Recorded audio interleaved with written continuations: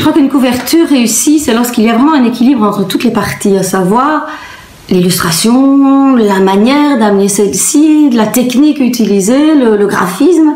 Et souvent dans les BD d'habitude, je trouve que c'est trop l'accrochage du titre, la grandeur de celui-ci qui prend le pas sur justement l'image. Et l'image, trop souvent aussi, sert l'histoire. On sent qu'elle veut se mettre au service de celle-ci.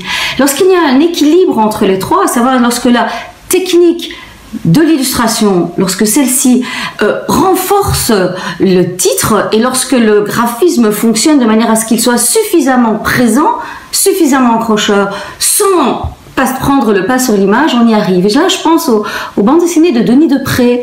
Et d'ailleurs, souvent, on sent qu'il il s'envole plutôt vers l'univers plastique, mais on sent la couverture comme un véritable état de matière, que ce soit par du pastel, que ce soit par de la peinture.